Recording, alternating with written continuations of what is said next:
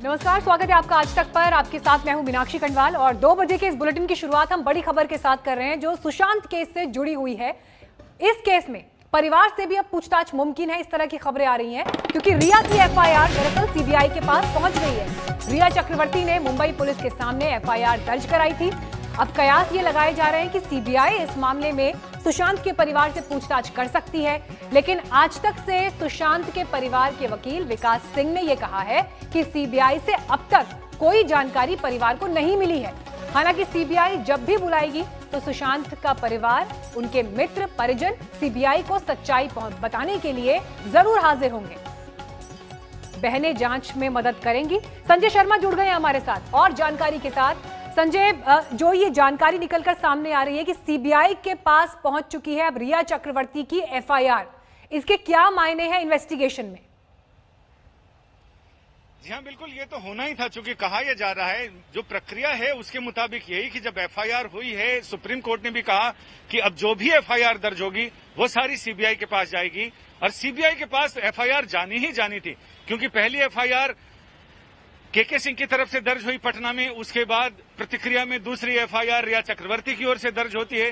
तो जाहिर है कि सीबीआई के पास जैसे ही एफआईआर आई उसके बाद प्रक्रिया यही होती है कि उस एफआईआर में जिन जिन लोगों के नाम हैं उन सारे लोगों से पूछताछ सीबीआई करेगी, क्योंकि सच्चाई की तह तक पहुंचने के लिए लोगों से बात करनी जरूरी है कि एफआईआर में जो आरोप लगाए गए हैं उसकी तस्दीक कैसे हो, उसमें सबूत कैसे जुटाए जाएं, या दूसरे लोग जिनके नाम एफआईआर में दर्ज हैं वो आखिर क्या पक्ष बोल रहे हैं, क्या उनके पास सबूत है, अपने पक्ष के मुताबिक वो क्या क्या डॉक्यूमेंट दे रहे हैं, उससे सीबीआई कितनी संतुष्ट है, जांच के लिए जरूरी है। विकास सिंह जी से हमने बात की जो अभी शिमला में हैं, उनका ये कहना है कि ये प्रक्रियागत मामला है और जाहिर है कि जब एफआईआर पहुंची है तो समन भी आएगा, पूछताछ के लिए बुलाएंगे भी। जी संजय, देखिए आप विकास सिंह जी का जिक्र कर रहे हैं संजय, और विकास सिंह जी इस वक्त हमारे साथ जुड़ गए हैं।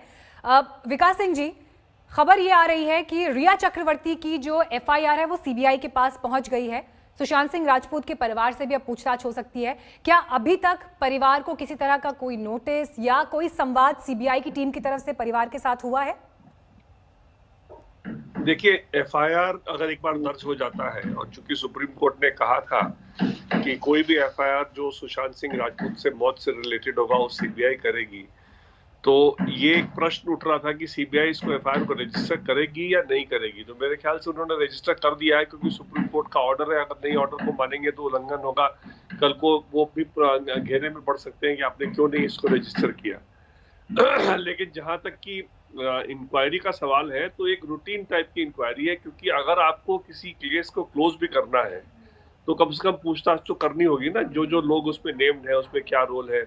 मेरे हिसाब से तो इसमें ऑफेंस बनता ही नहीं है, बिल्कुल भी नहीं बनता। 306 का या जो भी सेक्शन उन्होंने अपने मर्जी से डाल दिए हैं, पुलिस ने अपना मतलब जो रिया ने कहा सारे सेक्शन उन्होंने डाल दिए, तो इसमें से केस कुछ भी नहीं बनता है। लेकिन उसका एक तरीका जो होता है उस तरीके से ही जाएगा ना मामला, तो इसलिए उस तरीके के लिए वो सीबीआई अपनी पूछताछ करेगी। और जहां तक पूछताछ पहले हो चुकी है उस तरह की पूछताछ बहुत कुछ पहले हो भी चुकी है। कुछ अगर स्पेसिफिक क्वेश्चन इस एफआईआर से रिलेटेड होंगे तो वो पूछेंगे हमारे उनसे, दोनों बहनों से। जी विकास सिंह जी, कुछ दिन पहले आपने ये कहा था कि जिस तरह से ये एक फैशन परेड कराई जा रही है ड्रग्स के मामले को लेकर, जांच सही दिशा में नहीं जा रही है। सुशांत सिंह राजपूत की मौत कैसे हुई इसका सच जानने की जो कोशिश है उसको ये इन्वेस्टिगेशन एक तरह का झटका आपने अपने उस प्रेस कॉन्फ्रेंस में बताया था। आज की तारीख में क्या आप यही सही मानते हैं? देखिए, जो मेरा नारकोटिक्स कंट्रोल ब्यूरो के बारे में जो कहना था, जो उस दिन भी मैंने प्रेस कॉन्फ्रेंस में कहा कि वो जो एक एंगल निकल के आया है बहुत गंभीर एंगल है, मतलब कोई मामूली एंगल नहीं है, क्योंकि इस तरह की चीज अगर फिल्म इंडस्ट्री में हो रही है, लेकिन ये सुशांत सिंह राजपूत के मौत से डायरेक्टली लिंक्ड नहीं है। तो जो एक परिवार का जो एक मानना है कि इस मौत से जल्दी इसका खुलासा हो कि किसने, कौन रिस्पॉन्सिबल है, मर्डर है कि अबेटमेंट टू सुसाइड है, और उसको आगे इन्वेस्टिगेट किया जाए सही तरीके से, तो उस मामले में कहीं ना कहीं एक थमा सा लग रहा है। क्योंकि आप देखिए, जो इनकी टीम थी ऑल इंडिया इंस्टीट्यूट की, उनकी टीम मेरे को जहां तक पता चला 6-7 दिन तक कोई उनसे टाइम भी नहीं मांगा गया। तो सीबीआई की जो CFSL टीम थी सुना उनको मदुरई भेज दिया गया। कोई दूसरे केस में, तो थोड़ा सा लग रहा है कहीं ना कहीं इम्पोर्टेंस देने में इस केस को उतनी अहमियत नहीं दी जा रही है।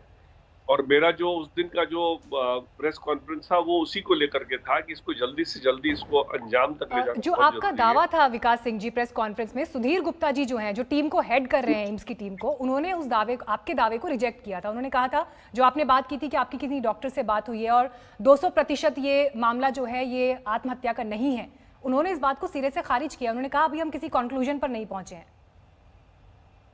देखिए, जिसने भी मेरे साथ कहा है प्राइवेटली, ऑब्वियसली वो ऑफिशियल वर्जन तो हो नहीं सकता। ऑफिशियल वर्जन अगर होता तो आज तक वो रिपोर्ट आ चुका होता पब्लिक डोमेन में।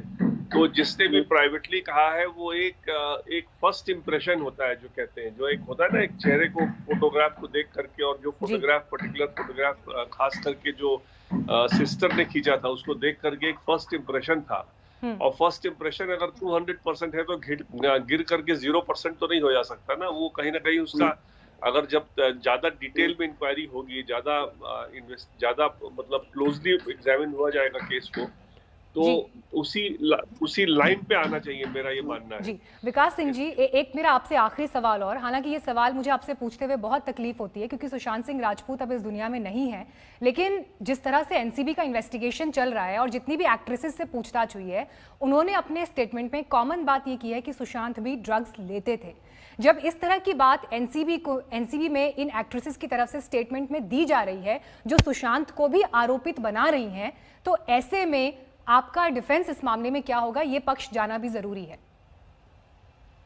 देखिए, कोई भी अक्यूज्ड है ना, मैं तो I will go by what Riya has said. अभी जो इन्होंने कहा इनका तो कहीं अभी पब्लिक डोमेन में नहीं आया, इसलिए इसमें कमेंट करना मेरा ठीक नहीं है।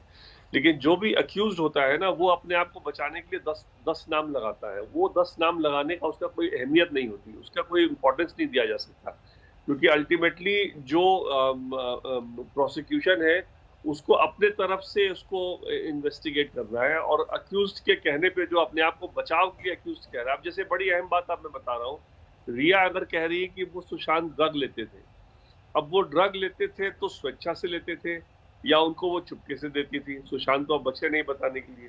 दूसरी बात, अगर वो ड्रग लेते थे, रिया इतना तो मान ही रही ड्रग लेते थे, या तो स्वेच्छा से या चुपके से मान रही लेते थे, तो क्या उन्होंने डॉक्टरों को बताया कि सुशांत ड्रग लेते थे? क्योंकि वो उनके इलाज की जिम्मेदारी उनके पास थी जी। तो जब डॉक्टरों के पास, वो खुद कह रही है 5-5 डॉक्टरों के पास ले गई थी, तो डॉक्टरों को उन्होंने बताया क्या कि वो ड्रग ले रहे हैं? इसलिए ये सब बातें, क्योंकि इस तरह के मानसिक इलाज में अगर ड्रग का किसी का अगर लेना है, और जो दवाइयां दी जाती हैं उनका बड़ा जबरदस्त उसमें एक कॉन्फ्लिक्ट हो सकता है जी। इसलिए ये सब बातें जो है बहुत डिटेल उसमें आएंगी, और अपने आप को कोई बचाव में कुछ भी कह दे उसका कोई माने नहीं होता कानून में।